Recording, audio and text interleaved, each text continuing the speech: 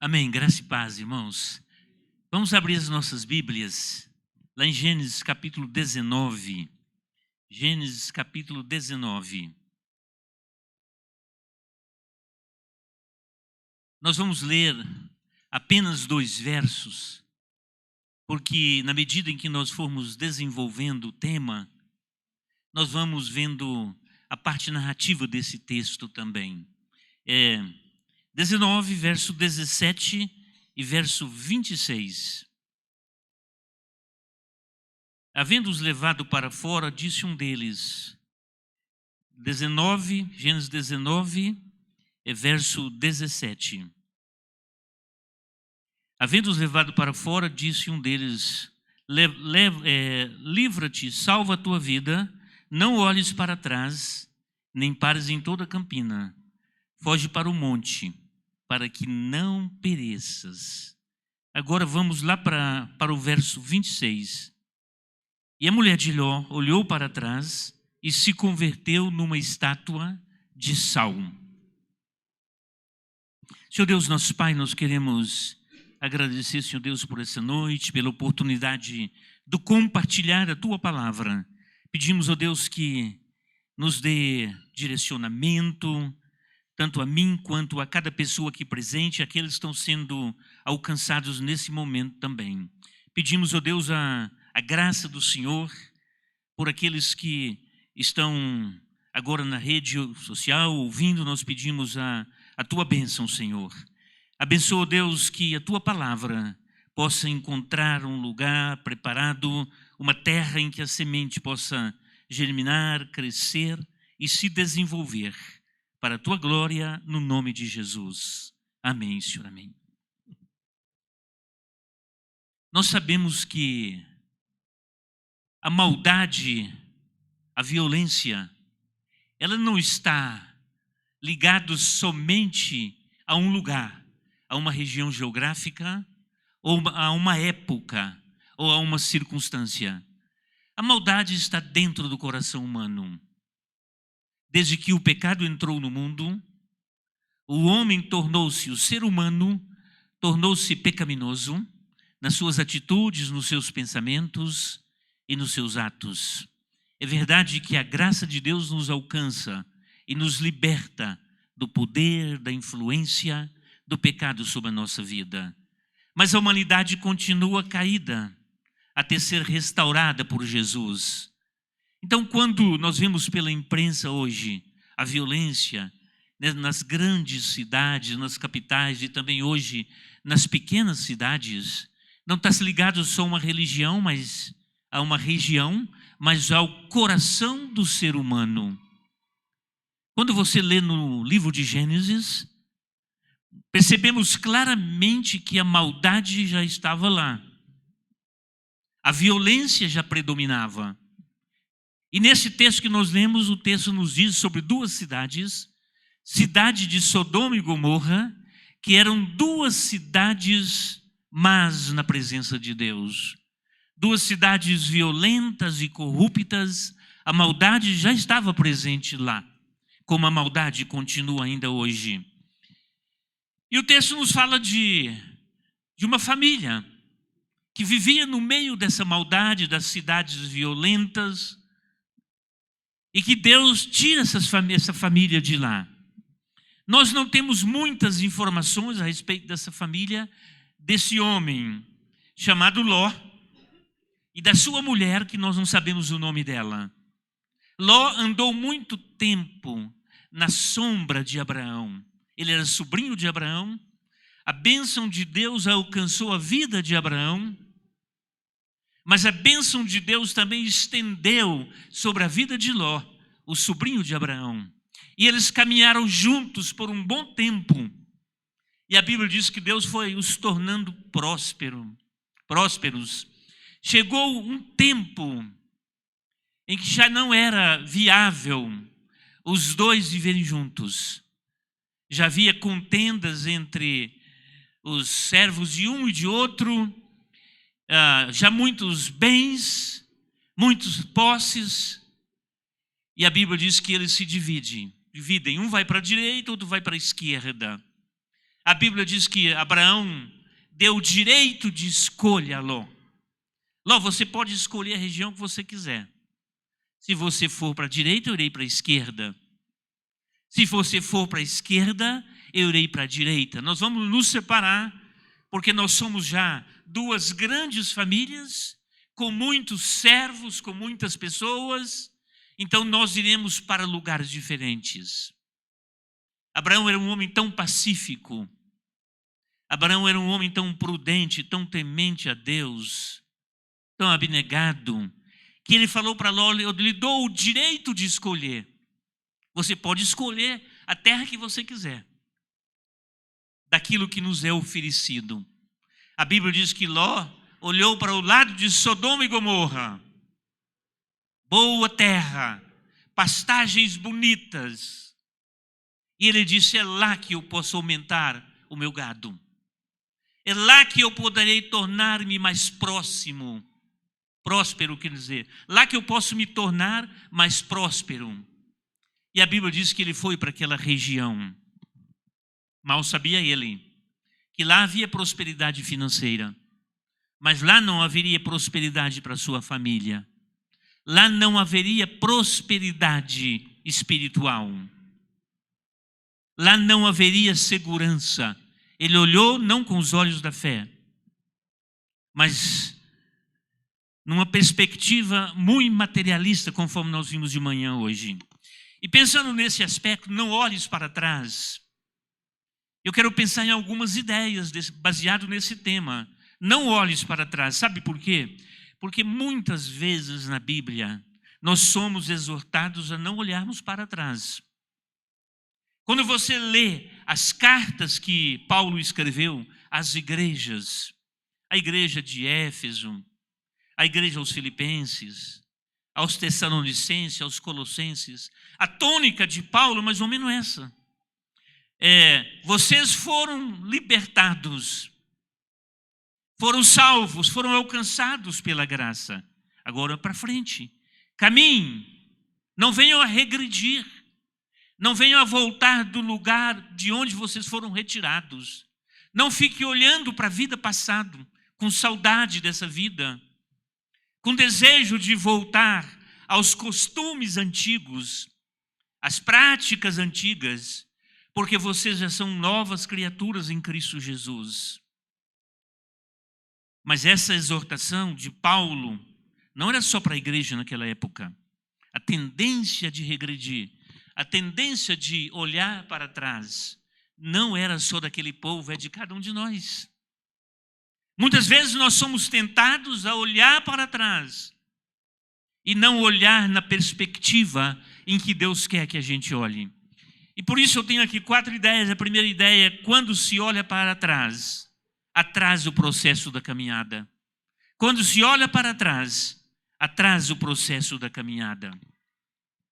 A Bíblia diz que num belo dia, estava na cidade Ló e sua família, e 2 anjos se dirigem a Ló e dizem: Ló, saia dessa cidade com rapidez. Deus já havia dito a Abraão, Deus diz: não esconderei do meu servo o que eu estou para fazer nessa cidade. E Deus deu a oportunidade de Abraão procurar justos naquela cidade. E ele não encontrou justos, a não ser a família dele de Ló. Não encontrou nenhum sequer. Então Deus envia os anjos, porque Deus iria enviar fogo sobre a cidade. Sempre antes do juízo, há uma oportunidade de arrependimento. Foi assim no dilúvio. Antes de enviar o dilúvio, Deus deu a oportunidade de arrependimento. Foi assim na destruição de Sodoma e Gomorra. Deus deu a oportunidade. E será assim na segunda vinda de Jesus. Deus está nos dando oportunidade ao mundo para que se dobre na presença dele. Porque a graça de Deus é extensa, é profunda, é misericordiosa, e ele dá a oportunidade às pessoas para se arrependerem. Então a Bíblia diz que os anjos apressaram Ló e a família, para que eles saíssem com rapidez daquela cidade, porque eles teriam que fazer uma caminhada definitiva, determinada, em que eles não iriam retroceder. Em qualquer processo da nossa vida, em qualquer área, se ficar olhando para trás, vai atrasar o processo da caminhada. Isso em qualquer setor da vida. Quando se fica olhando para trás, com saudade do passado. Porque existe passado, sim, que nós podemos olhar para trás, mas há passado que não vale a pena. Nós precisamos nos desvincular dele. Numa maratona, numa corrida, você não pode ficar olhando para trás. Você olha para trás para ver se tem alguém que está aproximando de você. Mas você olha para o foco, para caminhar, porque senão você vai se dar mal. Nós temos exemplo na Bíblia do povo de Deus quando saiu do Egito, eles atrasaram porque eles ficaram olhando para trás. A Bíblia diz que eles ficaram rodeando no deserto, não é? A Bíblia diz que Deus levantou Moisés. Deus tem o coração do ser humano nas suas mãos e ele move o coração humano da forma que ele quiser. Ele amolecia e ele endurecia o coração de Faraó. Quando ele endurecia o coração, amolecia o coração de Faraó, Faraó dizia: meu povo pode ir. Quando ele retirava a graça de sobre Faraó, Faraó dizia: meu povo não irá. Meu povo não irá. Então Deus tem o coração do ser humano, Deus tem o universo sobre o seu controle. E Deus envia as pragas sobre o Egito. Nós conhecemos a história. O povo poderia bem mais rápido chegar na terra prometida. Havia um caminho bem mais perto. Mas Deus preferiu conduzir o povo pelo deserto. Mas mesmo no deserto, eles não precisariam demorar tanto tempo para chegar na terra prometida. Eles demoraram quanto tempo? 40 anos rodeando, dando volta, para lá para cá. Eles atrasaram a caminhada. E por que eles atrasaram a caminhada? Porque eles ficaram olhando para trás. Porque quando se olha para trás, atrasa a caminhada. Lá em Números, capítulo 14, o texto diz que eles no deserto, mesmo apesar da providência de Deus, eles tinham sede, Deus dava-lhes água. Eles tinham fome, Deus dava o maná. Eles tinham medo, Deus protegia. Deus manifestava e estava com eles. É bem verdade que nem todos que subiram para a terra prometida era do povo hebreu. Alguns foram juntos. Mas mesmo entre o povo hebreu, havia um grupo que estava caminhando para a terra prometida, mas ficava olhando para trás. Aí eles diziam: lá no Egito, nós éramos escravos lá.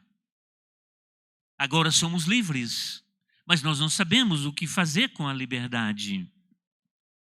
Lá havia panelas de carne, havia muita cebola, havia alimentos saborosos, e nós estamos nesse deserto aqui agora. Então eles estavam e olhavam para o passado. E por isso é que eles não chegaram rapidamente na terra prometida, porque atrasa o processo da caminhada. Lá em Gálatas, capítulo 5, verso 7, Paulo se dirigindo às igrejas da Galácia, Paulo diz: vocês corriam tão bem, vocês estavam desenvolvendo a espiritualidade de vocês, vocês estavam crescendo na fé, vocês estavam crescendo na esperança, vocês estavam crescendo na santidade. Por que é que agora vocês estão regredindo?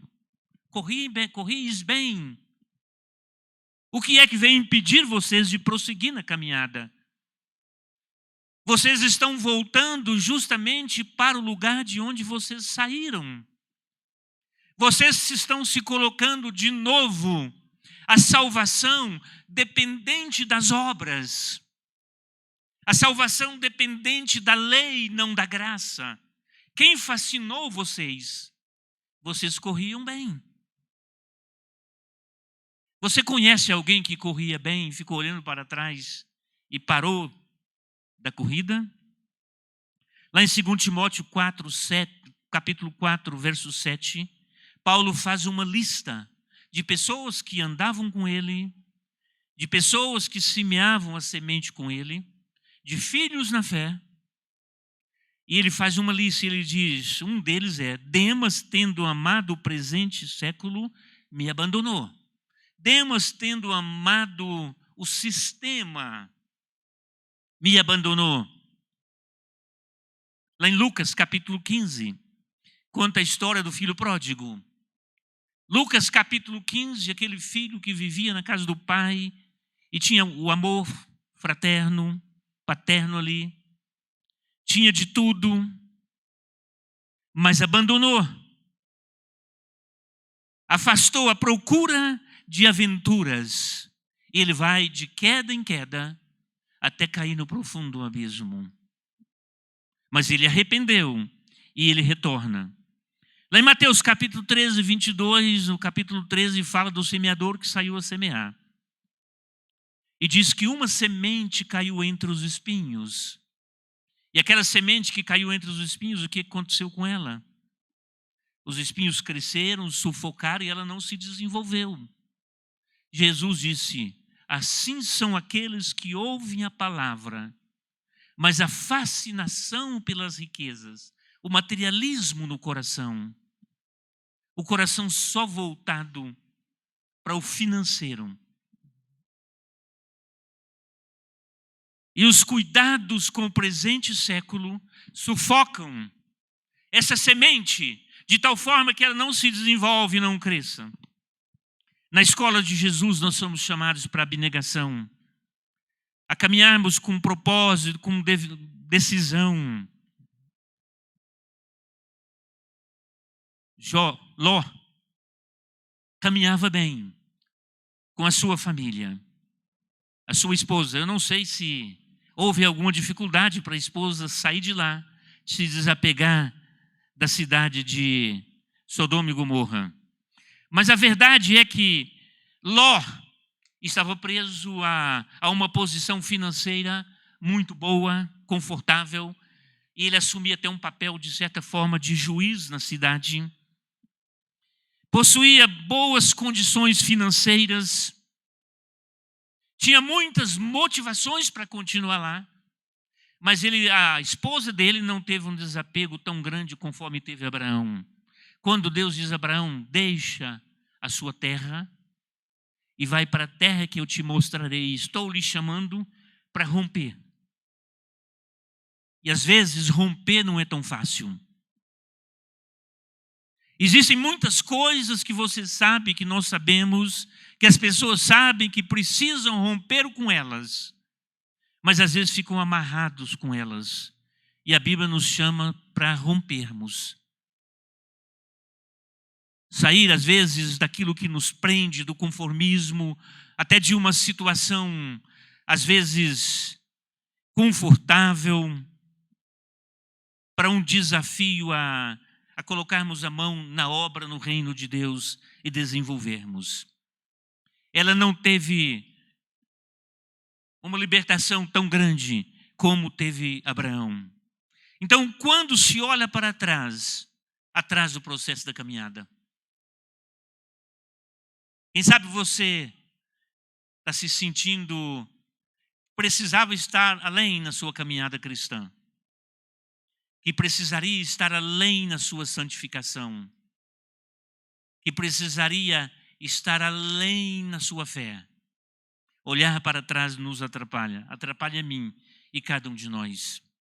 A segunda ideia é que quando se olha para trás, cria-se expectativas irreais. Quando se olha, cria-se expectativas irreais. Ló olhou para a cidade de Sodoma e Gomorra, ele diz: é aqui. É aqui que vou alcançar um desenvolvimento na minha vida financeira. Tem cidade confortável nessa região. Sabe quando nós vamos fazer uma mudança para uma cidade que nós não conhecemos? A gente precisa fazer algumas perguntas, não é só quanto que eu vou ganhar nessa cidade. Eu quero mudar de cidade, vou mudar de país, porque eu quero ter uma vida financeira melhor.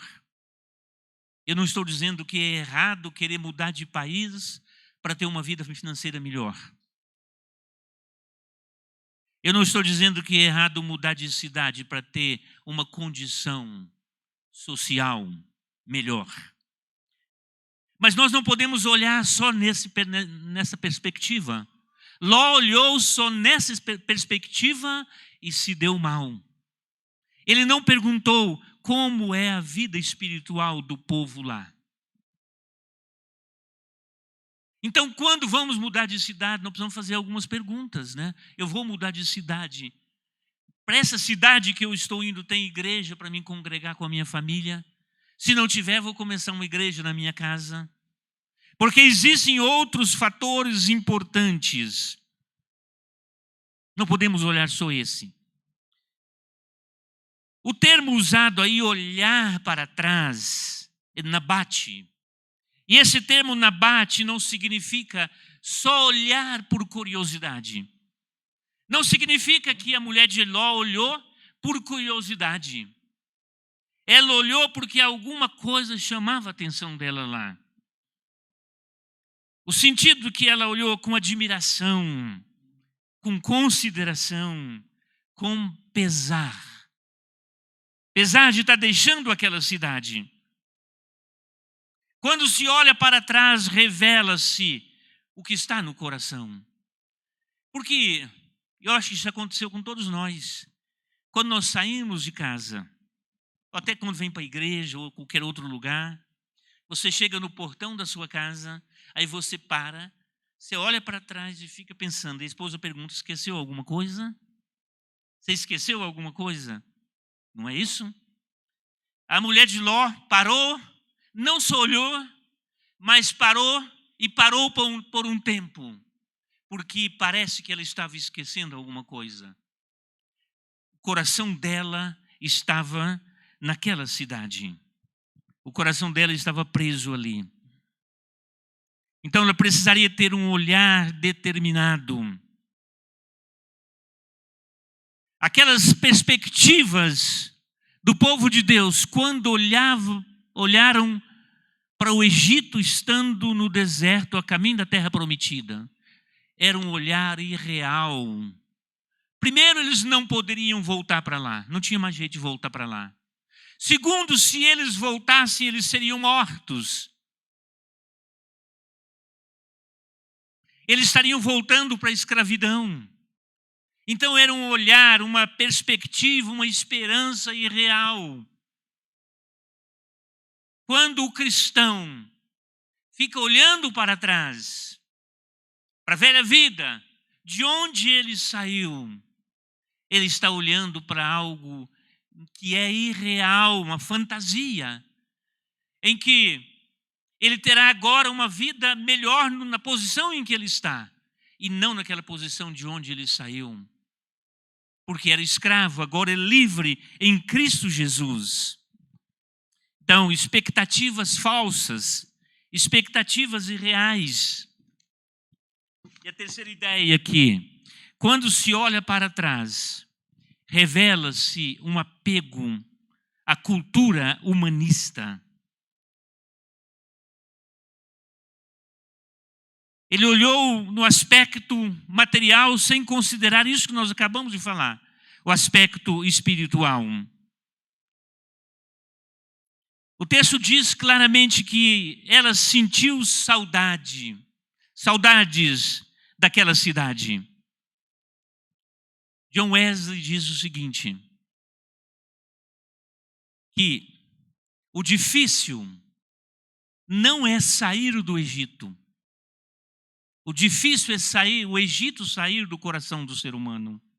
O difícil não é sair do Egito, mas o Egito sair do coração humano. Muitas pessoas não conseguem se libertar totalmente, vivem, de certa forma, embaraçados com aquilo que, na verdade, na cruz já foi conquistado, a vitória. Não podemos olhar com dúvidas, com incerteza. Nós somos desafiados a olhar para frente. Lá em Hebreus diz que nós temos que caminhar olhando para o autor e consumador da nossa fé. Quando se caminha olhando para Jesus, Paulo diz que ele uma coisa decidia, deixar o passado e prosseguir. Ele prosseguia. Nós somos desafiados, meus irmãos, a prosseguir na nossa vida espiritual, a não olhar para trás. Na verdade, esse olhar da mulher de Ló foi um olhar demorado. Não foi um castigo de Deus. Foi uma consequência do olhar dela.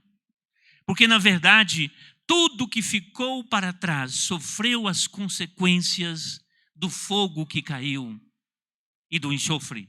Ela se transforma numa estátua de sal, sofrendo as consequências, e tudo que foi ficando para trás foi sofrendo as consequências. Por isso é que Deus nos diz que nós devemos prosseguir, caminhar e não parar na nossa caminhada. Não continuar na dúvida. E em último lugar, quando se olha para trás em desobediência, atrai consequências.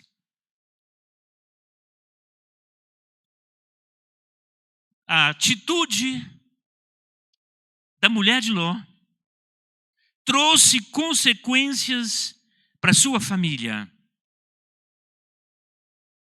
A atitude de Ló em não pedir o direcionamento de Deus e escolher aquilo que parecia melhor à sua visão, trouxe consequência para ele?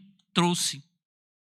A Bíblia diz que antes de Deus destruir Sodoma e Gomorra, houve uma guerra contra aquelas duas cidades. Ló e a sua família tornaram-se prisioneiros. Foi necessário que Abraão fosse lá e resgatasse Ló e sua família dos prisioneiros. Porque foi uma decisão baseada numa escolha humana sem pedir, buscar a direção de Deus. Lá em Tiago, a Bíblia diz que certos comerciantes, eles disseram mais ou menos, nós iremos para uma cidade tal, nós vamos negociar lá, nós teremos lucros nessa cidade e nós retornaremos.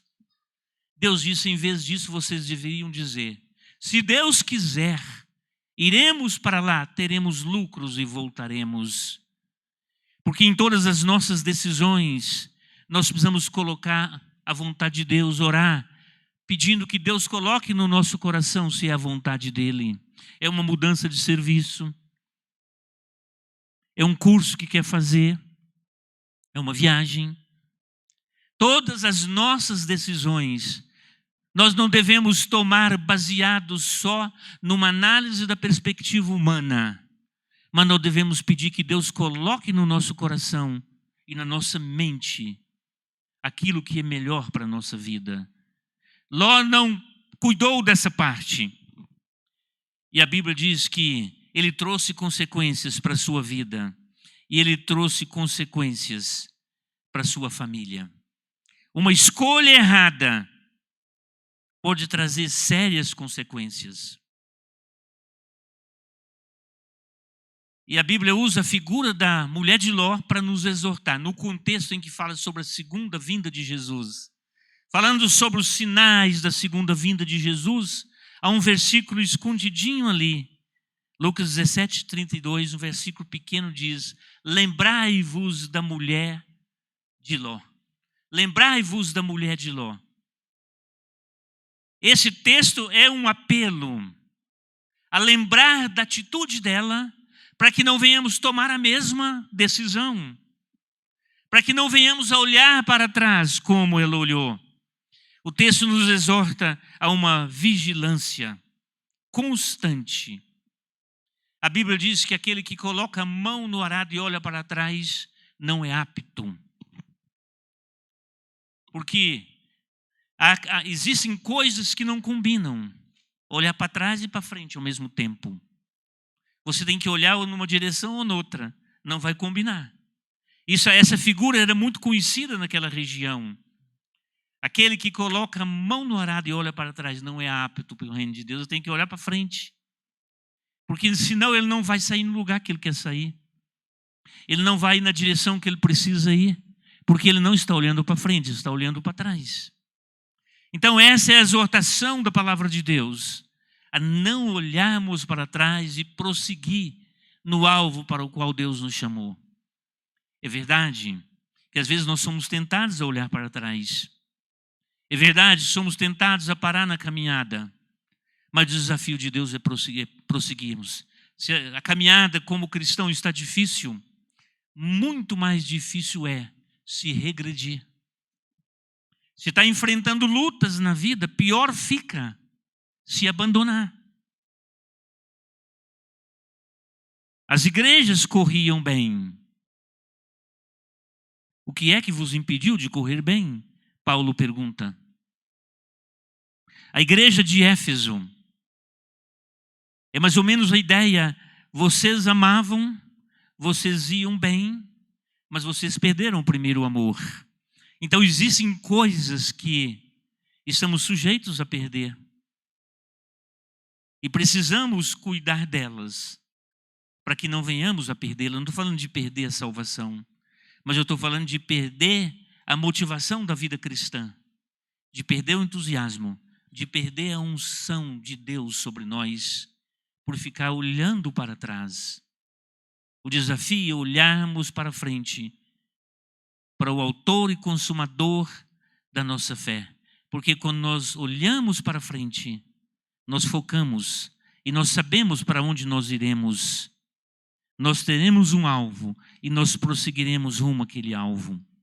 Que Deus nos abençoe, que possamos olhar para frente e sermos fortalecidos para não olharmos para trás com saudade, com desmotivação, mas olhar para frente com esperança, com fé, com convicção. Lembrai-vos da mulher de Ló, diz o texto. Ela não deixou um legado, mas até os testemunhos ruins servem de advertência para cada um de nós. Como é que está a sua vida? Está olhando para frente? Com propósito? Olhando para o alvo, para a direção? Ou de vez em quando dando uma olhadinha para trás? Vamos orar? Pedir que Deus nos abençoe, que Deus seja conosco e que possamos essa semana olhar para frente, que possamos esse mês olhar para frente, que possamos esse ano olhar para frente e sempre olhar para frente e sermos fortalecidos. Senhor Deus, nosso Pai, nós queremos, ó Deus, agradecer por esse momento e pedimos, Senhor Deus, que a cada dia possamos focar no alvo que o Senhor tem estabelecido para cada um de nós. E nós pedimos, Senhor, nos fortaleça, Deus, para que não haja saudade da velha vida, que a velha vida continue crucificada em Cristo Jesus, que a velha vida continue morta e que renasça sempre o novo homem, a nova visão, a nova esperança. Abençoa cada um que está aqui com esse propósito de olhar para frente, olhar para a cruz do Senhor. Abençoa, restaura e fortaleça-nos para a tua glória, no nome de Jesus. Amém e amém. Que Deus te abençoe nessa caminhada. Pastor Lucas, conjunto, né, vai ministrar o louvor agora.